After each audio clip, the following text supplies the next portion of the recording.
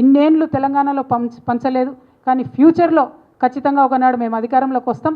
వచ్చిన తక్షణమే భూమిని కూడా పేద ప్రజలకు పంచుతామని ఈ సందర్భంగా తెలియజేస్తూ, మరి ఇట్లా ఒకటి కాదు రెండు కాదు, ఈరోజు మనం చూపించినటువంటి చైతన్యం, వెలుగుమట్ల ఆడబిడ్డలు చూపించినటువంటి చైతన్యం ప్రభుత్వాన్ని గడగడలాడించి మరి ఇమ్మీడియట్గా వాళ్ళకు తీసుకొచ్చి తక్షణమే జస్టిస్ ఇచ్చేటటువంటి ప్రయత్నం జరిగింది.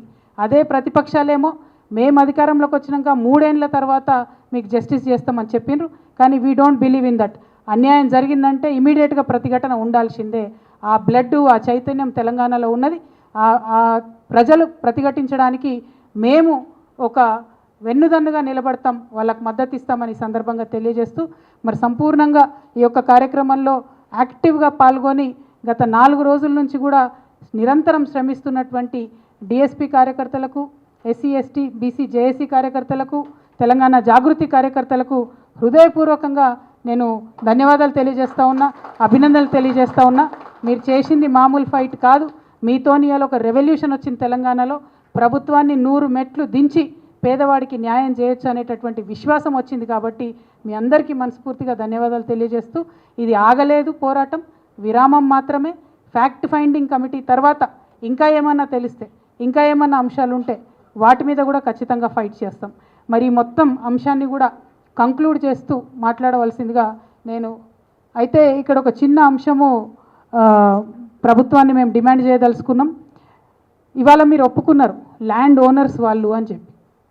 ల్యాండ్ ఓనర్స్ని మీ అంతటా మీరే బయటపడేసారు. అది ఎవరో కాదు, పోలీస్ కమిషనరే ట్వీట్ చేసారు. మరి జనరల్గా ఎవరైనా ల్యాండ్ ఓనర్ ఉంటే ఆ ల్యాండ్ ఓనర్ ఇంటి మీదకి పోయి ఒక కబ్జాదారు ప్రయత్నం చేస్తే కబ్జాదారు మీద కేసు పెట్టాలి కదా.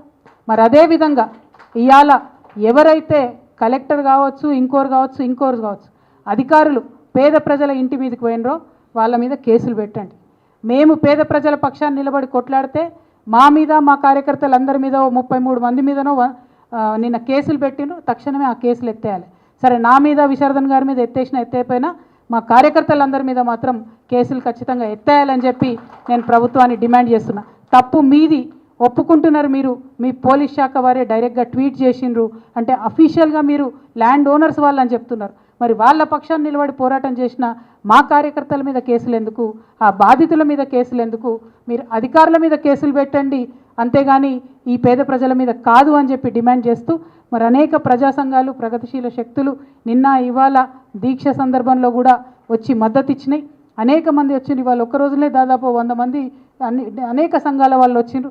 వేదిక మీద అశోక్ సార్ ఉన్నారు, ప్రసాద్ సార్ ఉన్నారు, All India Forward Bloc Eshwaraiah garu ఉన్నారు. మరి వచ్చినటువంటి మద్దతుగా నిలబడ్డటువంటి అన్ని సంఘాలకు కూడా నా తరఫున మళ్ళొకసారి హృదయపూర్వకంగా కృతజ్ఞతలు తెలియజేసుకుంటూ విశారదన్ గారిని మాట్లాడవలసింది కోరుతున్నాను.